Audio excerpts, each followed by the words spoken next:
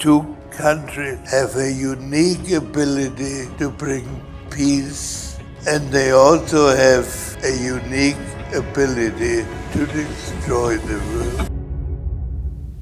Welcome, this is Najma Minhas with Deep Dive. Henry Kissinger, former Secretary of State, United States, passed away a couple of days ago. And among other things, he will be remembered as the man who took that secret flight out of Pakistan to visit China and Premier Zhou Enlai in 1971 that started the U.S. China relationship. And until his death, he believed that these two countries have a unique ability to bring peace to the world. However, the past several years have seen more tensions than unity between the two countries. The two leaders recently met during the current very tumultuous times, with war raging in Ukraine and Russia and the Middle East. To do a deep dive into the relationship and its trajectory, I am joined by Rorry Daniels, the Managing Director at the Asia Society Policy Institute, to look at U.S. China relations. And it's a really interesting topic it's also important given the fact that one of the doyens of U.S. China relations, Henry Kissinger, just passed away recently. So, Rorry, just very briefly, your thoughts on actually Henry Kissinger's role in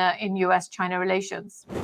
Yeah, well, Henry Kissinger obviously played a pivotal role in U.S. China relations, being one of the architects of the U.S.'s opening to China in the 1970s. But I think even beyond just that one act diplomatic maneuvering, he also built around him a team of real China expertise that has continued to be influential in the, what are we now, 50 years since the early visits in the 1970s. And beyond that, I think that he also, was a champion looking at the U.S.-China relationship, not just as a series of geopolitical and geostrategic moves, which of course he did, and that was a big part of the opening, but of also considering how to get two societies that are so different to work together cooperatively, or at least to deconflict where possible. So he was certainly absolutely influential in, shaping how America thinks about China, and in doing it in ways that we're trying to build bridges between the two countries. Right. If I can indulge one story, I have a few, but one story I really like is I had the opportunity to bring Dr. Kissinger into a track 2 discussion on U.S. China relations about 10 years ago, maybe a little bit less. And we had with us interns, and he was very open to taking questions from young people, was always encouraging of fostering the next generation of scholarship and leadership on China issues.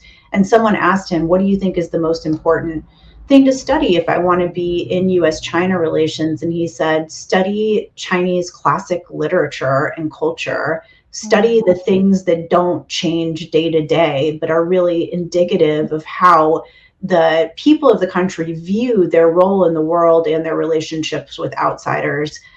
He said, you can study currency manipulation. At that time, currency manipulation was a hot topic in U.S. China relations. But if you do that, he said, you will find that by the time you have any influence on that issue, the issue has moved on. And what doesn't change is that broader history and culture and understanding, being able to look through someone else's eyes and see the world the way they see it. So I was very grateful, even though I was a slightly older scholar at that time, very grateful to have that type of advice. It's interesting because that's exactly the difference that people point to between the US perspective on issues and the Chinese perspective on issues. And this is the whole gambit of issues, not just international relations. The fact that the Chinese take much longer to think and reflect about their policy, and their policies don't necessarily change very radically and dramatically in a short space of time, versus the US, which people think tends to be much more gung-ho about who's in the presidency, what is the philosophical thought at the time, and changes things much more dramatically. But coming to the current day present, President Xi recently, when he was here at the APEC summit in the mid-November, mentioned during one of his speeches that the world is big enough for both of us to be successful. And if a particular country is doing well, the other country should see that as an opportunity. Now, this symbolization of the relationship that he was suggesting that the two countries should have is something that U.S. China did have until, I'd say, around a decade ago, where, for example, if we think about the 2008 financial crisis, there was a whole huge financial crisis around the whole world. But the only thing that stopped the world from going into a deep recession was the Chinese growth, which really took off at that point. And the Chinese are given a lot of credit for that. So what's changed since then? So many things have changed since then in terms of how the U.S. sees China. But I'm not sure that in the aggregate, things are so fundamentally different than they were in the kind of early 2000s to 2010.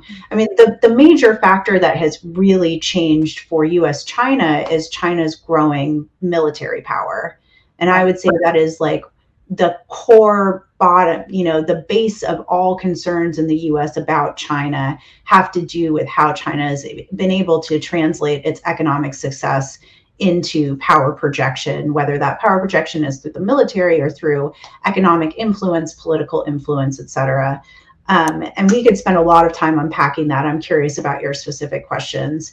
I think another thing that has changed is that, I get where you're coming from. I think the U.S. is very motivated by its political cycles. It's increasingly motivated by the kind of social media cycle that we all live in now, where information is available to us 24/7, and we're constantly thinking about how to, react to things. But at the same time, there's a larger kind of broader pattern of U.S. strategic thought, which really has to do with America's place in the world.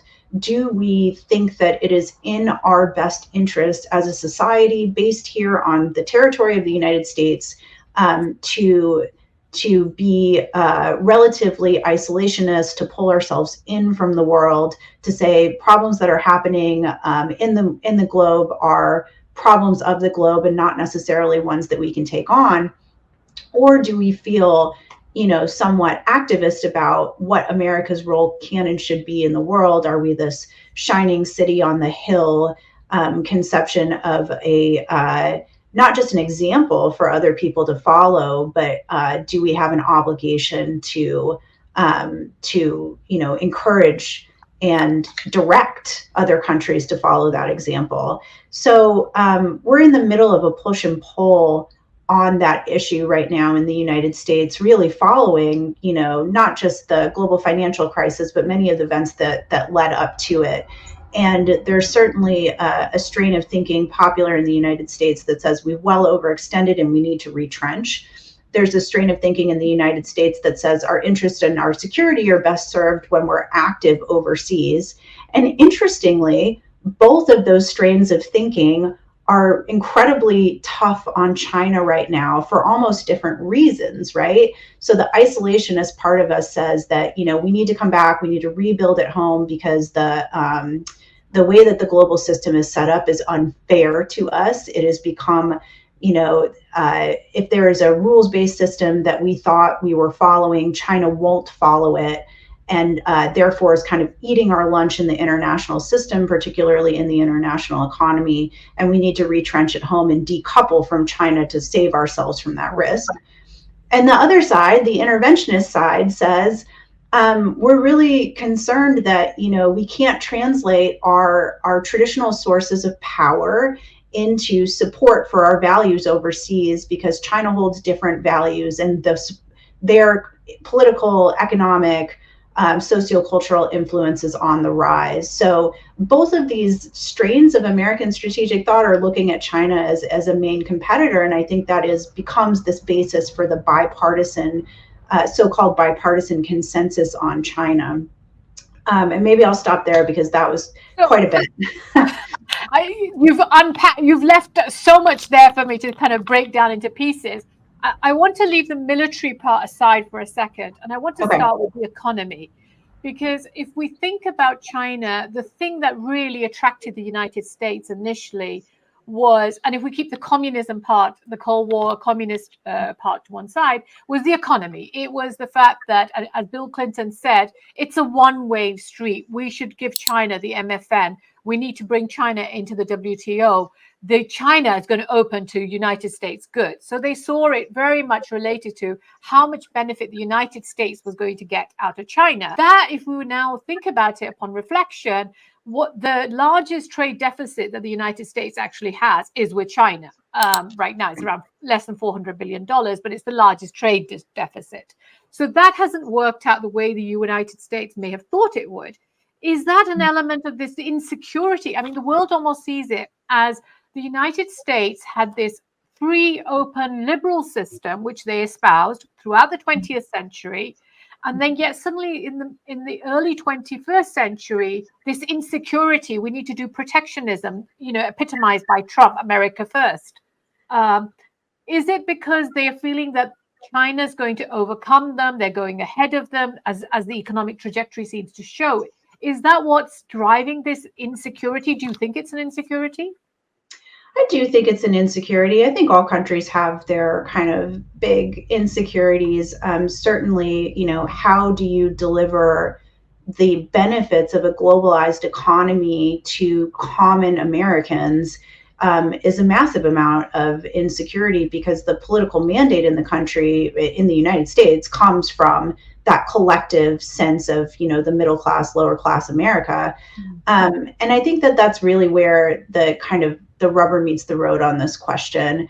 I think that there's been a fair amount of kind of historical criticism of the attitude of the people who you mentioned who brought China into the global trading system, said, they should be allowed to ascend to the WTO, and that over time, the economic growth of China would create opening in their political system. But from my perspective, you kind of have to work with the information you have at the time. And China, just like the United States, changes based on who's in charge. The priorities of the country shift. I mean, the national interest, I think, stays rooted, but the priorities shift. And so one aspect of U.S. China relations and the change over time towards this more hawkish view that I'm always thinking about and grappling with is, was that there are two ways you could interpret, I guess, those statements. One is to say those policymakers were working on the information they had at the time. China at the time was in the early 2000s was on a trajectory of reform and opening that could have led to real, substantial, long-lasting political reform. It didn't, but it could have. And when you're a policymaker, you're not working with perfect information, and you certainly don't have 20 years of crystal ball in front of you. You're working with the information you have at the time. You're trying to encourage the outcomes that you want to see, because especially in this bilateral context and with the country as complicated as China, you can't force them. So that's the kind of generous reading of that. The more cynical reading, and I think this is really where the American people are right now, and it's the reason that even though those trade figures that you cited, I think are interesting, they've become kind of the symbol of this unfair economic relationship. And that cynical take is to say that the policymakers in charge at the time were representing corporate interests, and they weren't representing the interests of the common American people. And so, the opening to China has been really good for some Americans. It's been really good for multinational corporations. But very good for the average American as well. I'm a former banker, and I used to sell derivatives. 2008 crisis occurred because so many average Americans couldn't pay back their mortgages at the time. Well, how were they able to afford those mortgages? They were able to afford the mortgages because the Chinese were paying the bills. And because they bought so many bonds, US bonds, the interest rates were low enough that the average American could go out and buy stuff. Similarly, right. I was in the US in the 1990s, late 1990s, and there were fewer things and they were much more expensive. Now I go to the markets and I'm shocked. It's just a plethora of cheap Chinese goods everywhere. So the consumer has really benefited in several ways. So isn't it very much a narrative? I mean, you've talked about the corporates who've benefited, Apple, let's say, and Tesla. have benefited. Isn't that just a way of telling the story that the American politicians have not been able to tell that part of the story, which is that the consumers have definitely done really well out of China? Absolutely. There's so much to this story that doesn't get properly kind of put into context in the media. That is certainly a very important part of the story, which is that consumer prices have remained very low because of the advantages of a globalized economy. And that, without those advantages of a globalized economy, we don't know kind of what the average American economic picture would look like today. But that is not a part of the story that gets told well. I mean, what is salient with the American public are other parts of the story. One is about the loss of manufacturing jobs in the United States. And It is true. It is true that while I personally don't see a one-to-one connection, nor am I an economist, the rise of China's economic strength coincided with a serious deterioration of manufacturing jobs in the United States. You can't blame that all on China. That has to do with a larger globalized economy. It also has to do with technological innovations that came in and made some of that kind of like human-centered manufacturing work less profitable here and less necessary. So there's a bigger picture at play. All I'm saying is that for the average American person who, also is just like looking at what strikes them as most important, they're very concerned about the kind of the widening gap of inequality inside the United States. So it's very easy to make an enemy out of multinational corporations that did benefit from this opening to China without considering some of the aspects of this broader economic picture that you very rightly point out. If I may, though, you brought something up that's really interesting twice now, which is the kind of the U.S. China cooperation after the 2008 financial crisis. And there's another piece of this that, that you could look back and analyze and say, okay, well, what if we made a mistake by, encouraging China's accession into the WTO by paving that path? What would it have looked like if we did not do that? And I think there's another picture. If we did not do that, if we didn't have a relationship with China that was built on a positive, affirmative vision of what the two countries could do together, how would we have come out of the 2008 financial crisis or of any crisis that's happened over the last 20 years, like without China's support and help? I think that those are the types of questions that I kind of like to ask and answer to keep people honest about, what was the trajectory here and what were the total benefits of having a positive relationship with China over time. Right. Yeah. And to some extent, it also comes back to the argument that you made earlier about the US thoughts about itself and its role in the world. And there's this whole isolationist and retrenchment school of thought versus the school of thought which says, no, we should be out there having a much active role. Now, when you think about China, one of the other things that comes across is that if we look at the past 100, 150 years or so, the history of majority of the world has been dominated by Western countries that have a Judeo-Christian philosophical underpinning to their values that they've espoused as well as part of the economy and the global system that they've set out. China represents a very different philosophy as well. Is that, do you think, how much of that is coming to fore here in terms of the world? Because when we look at the fact that Europe, alongside the United States, is holding firm against China currently, what is uniting them against China? Is there this element of the philosophical value system as well that's different between the two systems of thought?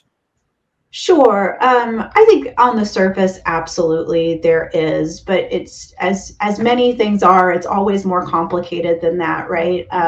So there is a sense that, that some of China's advantages in the world in political influence, particularly in influence in the kind of larger emerging and developing economies, carries with it the implicit endorsement of authoritarian type of governments that the US and Europe are, if not openly adversarial to, at least kind of looked down upon as inferior or non-desirable political systems.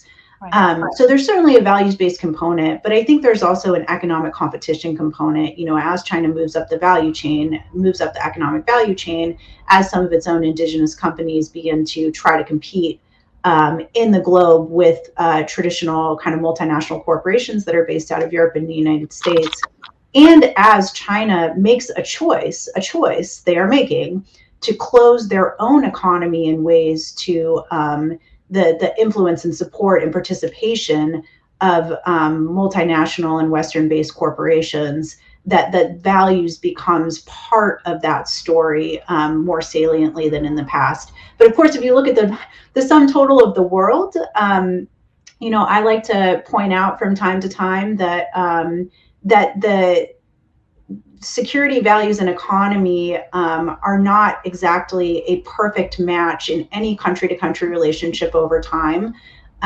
No, with the exception of Australia, I suppose, no U.S. security allies in Asia were democracies when the U.S. offered them security guarantees. In fact, many of them were authoritarian systems, right? And so realpolitik has always been a part of America's relationships with the world. And even today, I think that there are partnerships that America views as a necessity for advancing its interests in security, stability, democracy, peace, say in the Middle East, that are with countries that have very different political systems. So yes, values is a part, but it's a part that adds on to these other kind of anxieties and competitions. I don't think that in itself can or should be a driver of U.S. national policy. Given the fact that the US places so much importance, as you mentioned, on the Middle East, China's increasing involvement in that region and the position that it's being given. For example, earlier this year, we saw the Saudi and the Iranian rapprochement, which took place under Chinese guidance in a way. They helped them to come together. We saw literally, I think, late last month, maybe late October, on the Palestine-Israel issue. There was a whole series of Middle Eastern leaders who went to China to get China's buy-in on what should the solution be to what is occurring right now in Israel-Hamas.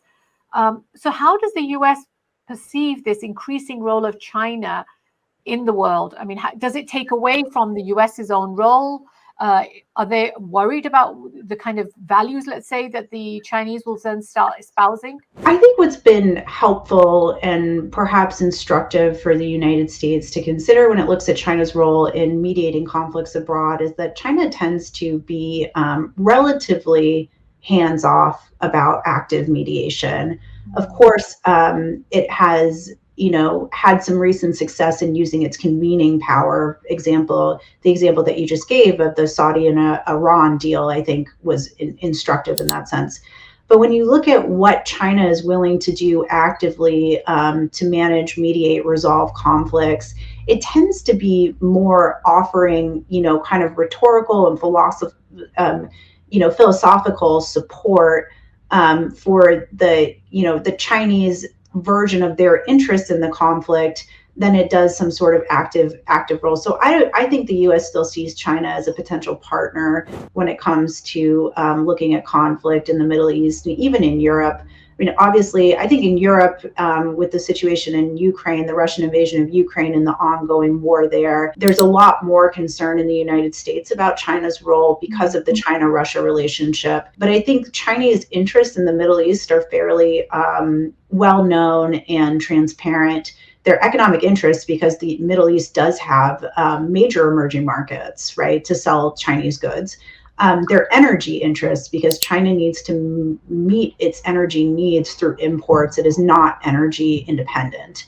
But overall, I don't get the sense that the U.S. thinks that that China is going to take on the risk, I would say, the real risk that a country like the U.S. has taken in trying to actively mediate conflict in the Middle East. Another risk that China doesn't take on is that it doesn't get involved generally in the politics of those countries. So it goes in and it takes, and you could say extracts, the economic resources or the obligations or the trade agreements or whatever it wants to do in those particular countries. But what it doesn't care about are what the US technically espouses, which is things like human rights or democratic system. These values China never emphasizes and has never shown so far any interest to do so. But in doing that, it therefore attracts the local governments more towards China. If they can get the money from China or the agreements with China, and yet they don't have to do anything on the domestic political front, that's a far more attractive partner for them. So doesn't that element worry the United States to some extent? It worries the United States to some extent, but I think it's it's a worry without a solution or a viable alternative. So much of how the U.S. conducts its international relations does have to do with this idea of us being the U.S. being an example of democracy and a defender of human rights, and that's deeply ingrained in kind of the U.S. political culture and our international relations. So, I don't think that China's, let me put it this way: I think it would cause much more anxiety in the United States if China was actively trying to shape domestic political environments in the Middle East more towards the type of environment that it looks like in China. And I don't get the sense that that's the case, although there are always concerns about that and will always be concerns about that. But China's very pragmatic. They'll work with whatever government is in charge. And it does, I think, underscore a really important tenet of how China sees itself and how it sees international relations being conducted, that it does not believe it has the right to tell other countries how to govern itself, and therefore it does not want the United States or any other country to tell it how to govern China and the Chinese people. So thinking about this meeting that happened in San Francisco, and some positives did come out, they weren't major, but how important were they, this reduction in fentanyl production that the United States wanted, or the military cooperation that they wanted? I mean, I think they're important in two ways. They're important to U.S. national interests, and they're important to peace and security across the globe. So for U.S. national interests, the fentanyl crisis in the United States has been absolutely devastating. I mean, it is hard to find people who have not had their lives of themselves, their families, their friends touched by the fentanyl crisis. And any efforts that China can make to reduce the amount of supply of fentanyl that is in the United States system are welcomed and appreciated. And that has a real effect on American society. I mean, this is something that I think people feel very deeply in their own communities. Conversely, I think the entire globe has an interest in not seeing the types of precursor chemicals that are assembled into fentanyl being exported anywhere in the globe. It's not a crisis, although it's particularly acute in the United States. It's not specific to United States or Americans to have opiate trafficking in the region. And then on the military to military side, I think that it's really critically important that the two largest economies in the world, one, the largest military power in the world, and the other, a power that would like to modernize its military in order to fight and win wars in the world, have open communication. I mean, it's just essential that the two sides are talking to each other, and not only in connection to any one particular issue and any one crisis that needs to be de-escalated, but so that they build up that basis of relationships between the two defense establishments that allows for a better understanding of each other's strategic intentions, and therefore can help to reduce misunderstandings and misconceptions, as well as, I think, not just address the bilateral problems that the U.S. and China have with each other, but really think hard about how do the combined strengths of these two defense establishments might contribute to conflicts in other parts of the world that are not in Asia or specific to the United States. So critically important. Also important that this is happening right before an election cycle in the United States.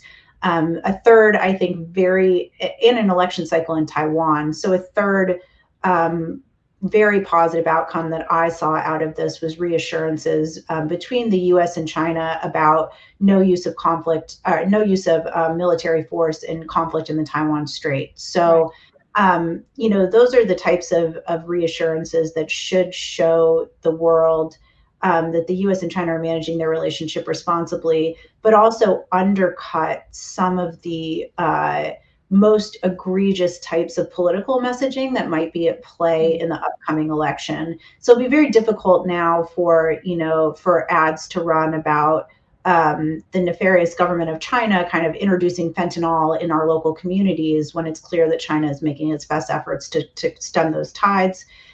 It'll be harder to, develop support for the idea that China is an aggressive military power when there's been this clear commitment that the Chinese do not have a timeline to, invade Taiwan by force and therefore potentially enwrap U.S. military and U.S. communities into a war over Taiwan in East Asia. So all of this, I think, is very positive and quite important. We saw quite a dial down on the Chinese aggressive wolf warrior type, policy that we'd seen earlier. Why do you think they did that coming up to this meeting? I'm not sure it was just specific to this meeting. So although it certainly is, it's not completely coincidental either. My understanding is that or my analysis is that this has more to do with domestic politics in China. That the advent of wolf warrior diplomacy had more to do with domestic politics in China and how they were being reverberated out through this incredible social media and news information cycle that we have in the world right now, than they have to do with the Chinese strategy of diplomacy, right? So as the political... I think their weakening economy may have had anything to do with it, because there's a lot of discussion that the fact that the economy is not doing so well, that the China needs the United States to be on much better positioning in that vis-a-vis China and China's economy. I have a slightly different take on that, but it's possible that was a factor in the decision to really shut down the wolf warrior diplomacy. Although I have to say that a lot of that kind of that slowing down or shutting off of wolf warrior diplomacy happened at a time when China should have thought their economy was on the upswing. It was right at the beginning of the release of the COVID controls when they were expecting quite an economic boom. So I'm not sure that they're one-to-one related. I think that the political environment inside China has tightened a lot. And, Chinese officials tend to see their political fortunes as tied to loyalty to Xi Jinping, to his policies, to this. He is now the core of the Chinese system. So, how do you prove your loyalty in a relatively tight political environment? And one way you do it is by becoming the bulldog that attacks other people who aren't sufficiently loyal, whether those are internal or external actors. But over time, I think that there was a realization inside China that that type of signaling, which I again believe was mostly for domestic purposes, was having this terrible reverberative effect in the world. And it's actually good to see that there's some type of serious self-reflection in China about how its diplomats act in the world. I think that one complaint of the United States diplomatic community for a long time about China is they're just not self-reflective.